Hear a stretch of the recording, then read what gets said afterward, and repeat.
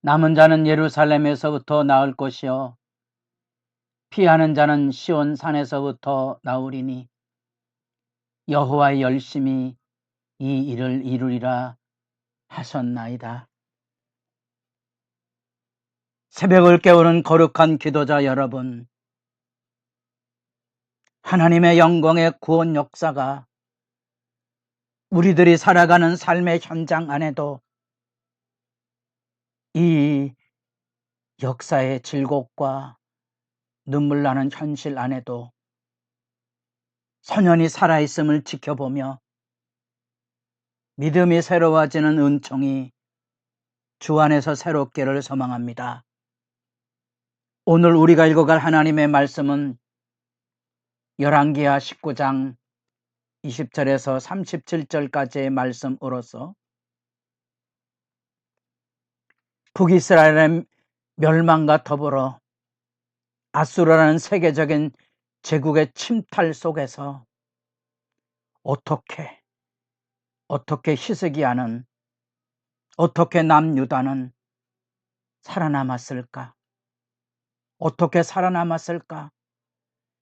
그것을 우리 믿음 안에 지켜갈 신앙의 교훈으로 지켜보며 오늘 우리도 살아가는 삶의 현실에 견디기 힘든 고통과 시련과 아픔, 믿음의 선한 싸움을 싸우는 일에 참된 생수와 같은 은혜를 누리는 시간을 열어갈 수 있기를 바랍니다. 당대의 세계적인 제국 북이스라엘 나라를 잔혹하게 다 진멸하여 흩어내버릴 뿐 아니라 이방 주민들을 그곳에 뿌리내리게 했던 신약시대를 살아가는 사람들에게까지 사마리아를 부정하게 여길 수밖에 없었던 그 원흉 남유다도 애국과의 전쟁을 열기 위한 중간 단계로서 46개 이상의 성읍을 약탈하고 세웠던 사내립, 그리고 라기스라는 예루살렘으로 올라오는 중요한 길목에 마치 예루살렘에 올라오는 그 세력이 멱살을 잡는 것 같은 라기스의 터전 위에 하나님과 히스기야의 이야기들을 조롱하는 이야기가 들려지게 될 때에 하나님의 말씀의 역사가 이사야를 통하여 들려지게 됩니다. 이 사람이 보냈던 랍사게의 조롱 앞에 백성들에게 침묵하게 하고 이사야 선지자에게 사람을 보내어 하나님 앞에 이 남아있는 자들을 위하여 기도하소서 기도의 부탁을 열었던 히스기야에게 이제 이사야를 통한 여호와의 말씀이 들려집니다. 첫 번째 그 말씀의 응답은 사내립에게 주어지는 심판의 경고입니다. 여기 처녀딸 시온이 너를 멸시하여 너를 비웃었으며 딸 예루살렘이 너를 향하여 머리를 흔들었니라. 내가 누구를 꾸짖으며 비방하였느냐. 이스라엘의 거룩한 자에게 그리하였도다. 하나님의 심기를 건드렸던 이 오만한 사내립의 조롱에 대하여 하나님이 들으시고 하나님이 기억하시고 네가 행하였던 그 오만함, 나는 많은 병거를 거느리고 군사 정벌을 통하여 산을 넘고 나무를 베어서 거대한 건축을 이루고 애굽에까지 돌무더기를 이루는, 그래서 애굽의 모든 강을 말렸다는 그 오만함에 대하여 25절에 내가 듣지 못하였느냐, 이 일은 내가 태초부터 행하였고 옛날부터 정한 바라.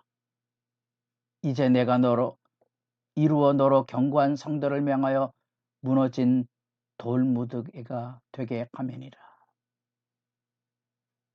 이게 바로 하나님께서 허락하신 악에 대한 징벌인데 자기 스스로 마치 권세가 자기에게 있는 것처럼 떠벌리고 하나님의 백성에 대한 징벌로 들여졌던 몽둥이가 이제 하나님의 백성보다 뛰어나다고 생각하는 코웃음 칠 만한 만행이 여기 그대로 그려지고 있습니다. 28절에 네가 내게 향한 분노와 네 교만한 말이 내 귀에 들렸도다. 그러므로 내가 갈고리를 네 코에 꿰어 재갈을 내 입에 물려 너를 오던 길로 끌어 돌이키리라. 사내비 저지른 전쟁의 참상, 그들이 가장 잔혹하게 전쟁에서 사람들을 장대에다 매들고 그 갈고리를 코에 꿰고 재갈을 입에 물려서 포로로 끌려가고 그것을 자랑으로 여겼던 군사 정벌에 대한 하나님의 보응과 심판의 선연함이 여기 그대로 나타나고 있고요. 두 번째 응답은 히스기야에게 들려지는 응답입니다. 그 히스기야의 삶의 자리, 곧 하나님의 열심을 통하여 보일 징조가 있는데, 금년에는 스스로 자라난 것을 먹고 내년에는 그것에서 난 것을 먹되 제3년에는 심고 거두며 포도원을 심고 그 열매를 먹으리라. 전란으로 인하여 황폐했던 그 땅에 하나님의 열심은 그 남은 것을 자잘로 자라난 농사짓지 아니하고 일어난 것으로 먹이고 하나님 입힐 뿐 아니라 제3년에는 제대로 심고 거두어 포도원을 심고 열매를 거두리라는 하나님의 보호와 하나님의 은혜에 대한 약속을 하나님의 열심으로 소개하고 있다는 사실입니다. 심지어 예루살렘에 대해서는 강대한 제국 아수르 사네립이 화살도 한번 쏘지 못하고 토성도 쌓지 못하고 오던 길로 돌아갈 것인데, 왜냐하면 34절에 내가 나와 나의 종 다윗을 위하여 이 성을 보호하여 구원하리라 하셨나이다. 하나님의 열심에 이 놀라운 구원과 보호의 약속이 들려지게 되고 35절에 37절까지 그 심판이 이행되는 장면을 소개하는데, 군사 18만 5천 명, 당대로서는 이 예루살렘 성주민보다 많은 강대한 이 대적의 세력들이 하루아침에 다 송장이 되었다는 사실입니다. 이 패배의 역사를 제국에는 기록되어 있지 않지만 라기스를 정복한 승전의 역사는 부조로 지금도 유물이 남아 있습니다. 누가 패배의 역사를 역사에 기록하겠습니까마는 헤로도투스의 역사의 기록에 의하면 쥐떼들이 이 전염병을 일어서 단번에 이 거대한 아수르 제국의 군사들이 무너진 것을 예상하게 하는 이야기가 들려져 있고요.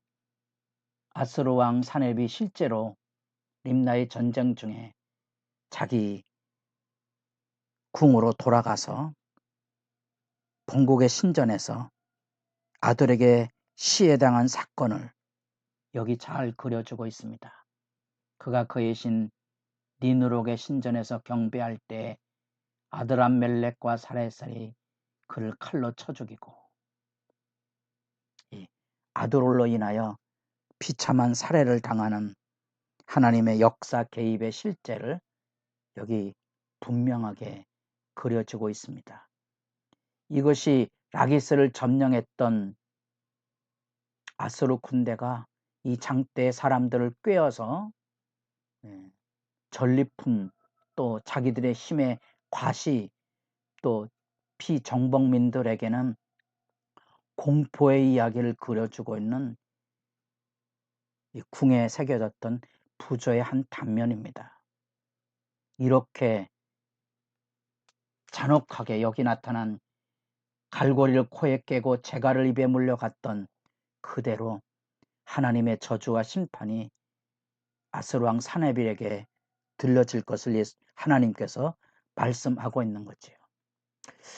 우리는 이 17장의 북이스라엘 멸망과 18장의 이 남유다의 히스기야와 유다의 보존되는 차이가 뭔가 그 믿음이고, 그 믿음의 실제가 뭔지를 이제 19장에서 우리가 지금 읽고 있습니다.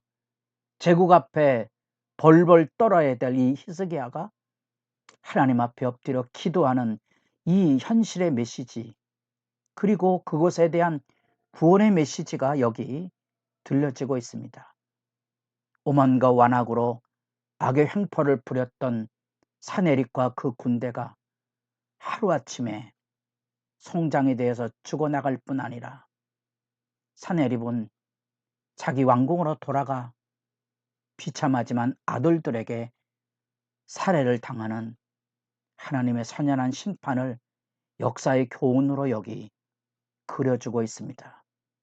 반면에 히스기야는 이 하나님 앞에서의 겸비함과 간구를 통하여 승리의 역사를 이루고 그 하나님의 심판을 실제로 나타내 보이는 사람이 돼서 남유다가 어찌하여 생존할 수 있었던가, 하나님 앞에 성전을 깨끗하도록 우상 숭배와 아수르 신전의 제단 위로 더러워졌던 것을 정결케 하고 하나님의 말씀에 신앙 개혁을 일으키고 믿음의 진작을 이루었던, 그래서 하나님 보시기에 하나님만 의지하는 그 히스기야에 대한 하나님의 긍휼이 이 위대한 역사를 이루었다는 사실을 우리가 말씀을 통하여 확인한다면 어두운 시대를 살아가는 우리 시대의 말씀의 도전과 교훈이 무엇인지 부르짖는 여러분의 새벽의 기도 소리가 하늘의 행복으로 메아리 돼 돌아올 수 있기를 바랍니다.